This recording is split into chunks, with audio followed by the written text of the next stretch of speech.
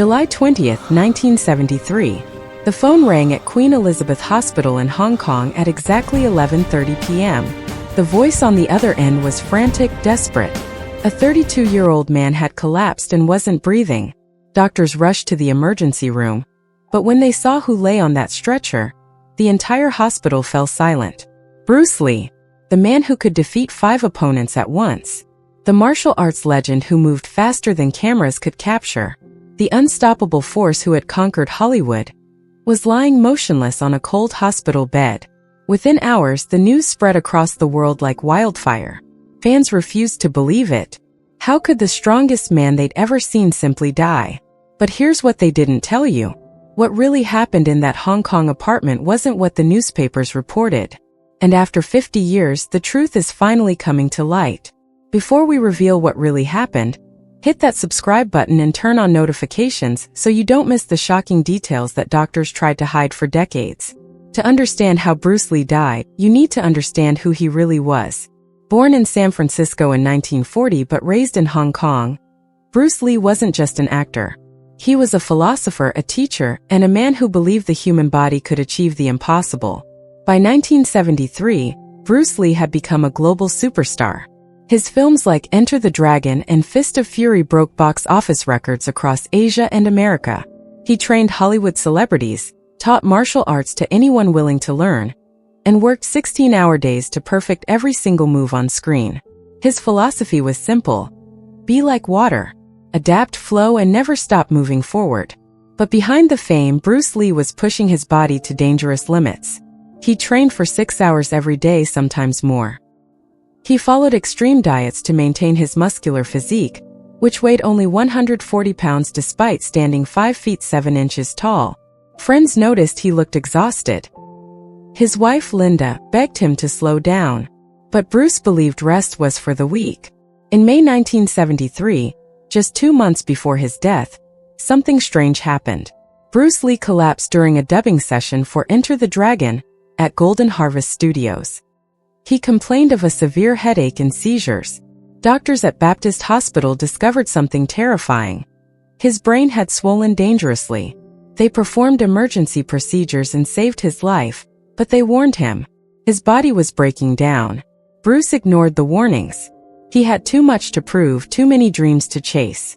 Enter the Dragon was about to release in America, and he was planning his next film, Game of Death. He couldn't afford to be weak, not when the whole world was watching.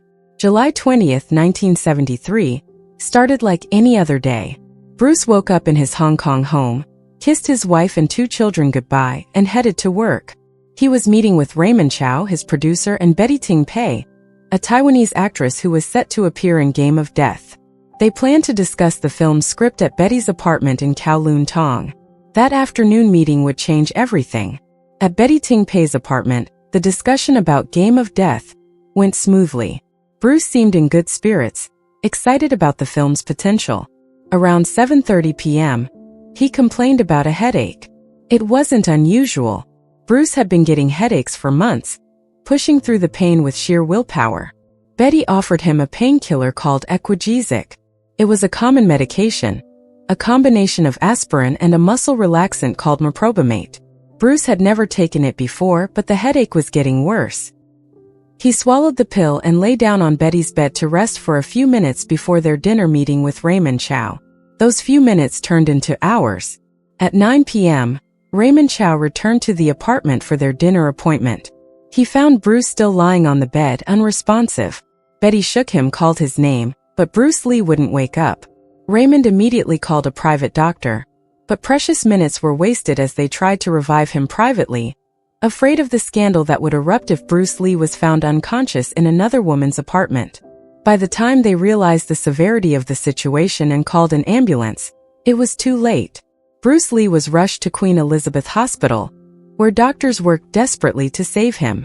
But at 11:30 p.m. on July 20th, 1973, Bruce Lee was pronounced dead. The news shocked the world. How could a man in peak physical condition, only 32 years old, simply die from a headache? The initial reports were vague and confusing. The Hong Kong press went wild with speculation. Some newspapers claimed drug overdose. Others whispered about organized crime connections. Conspiracy theories exploded overnight. His widow Linda was devastated and confused. She had spoken to Bruce that morning. He seemed fine, healthy, full of energy. How could he be gone? The funeral in Hong Kong drew over 25,000 mourners. Fans sobbed openly in the streets. But the questions only grew louder. What really killed Bruce Lee? The official autopsy revealed something that didn't make sense to the public. Bruce Lee's brain had swollen massively, increasing from its normal weight of about 1,400 grams to 1,575 grams. This cerebral edema, or brain swelling, had caused his death. But why? Young, healthy men don't just die from brain swelling after taking a common painkiller. Doctors at the inquest testified about the possible causes. They mentioned heat stroke, since Hong Kong was experiencing a particularly hot summer. They discussed the possibility of an allergic reaction to Equagesic. Some mentioned his previous collapse in May, suggesting an underlying brain condition.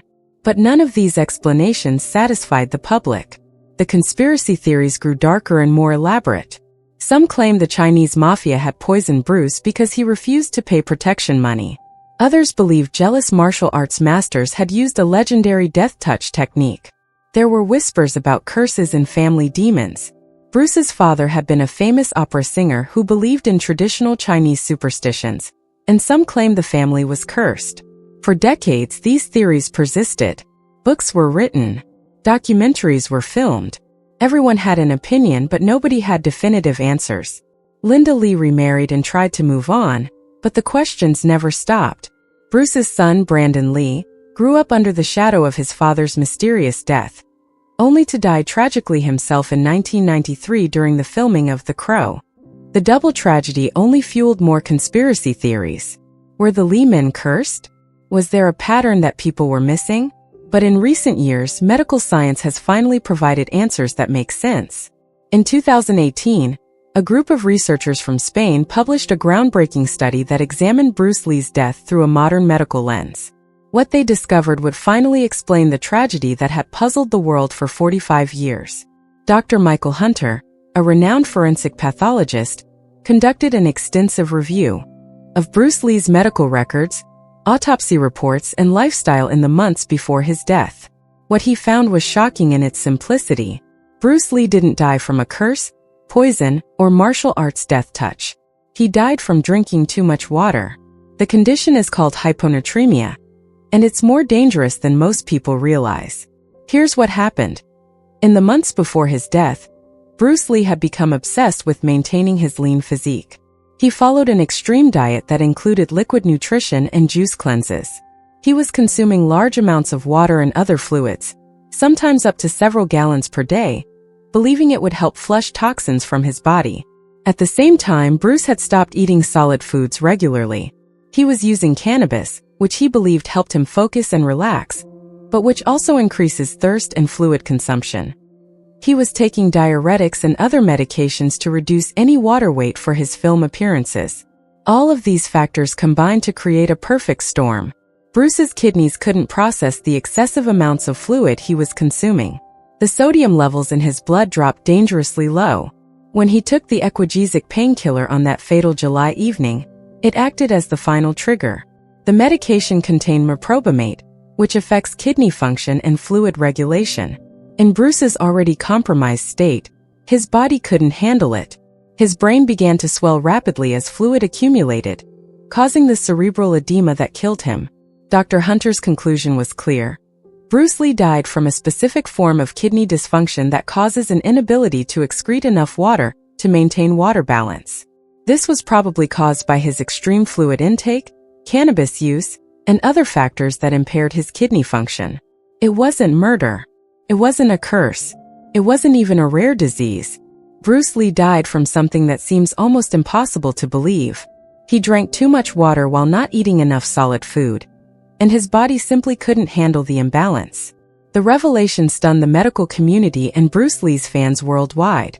After 50 years of conspiracy theories and speculation, the truth was far simpler and far more tragic than anyone had imagined. The man who could defeat any opponent had been defeated by his own pursuit of physical perfection. Linda Lee Cadwell, Bruce's widow, finally found closure after decades of questions. In interviews following the new medical findings, she spoke about the relief of finally understanding what happened.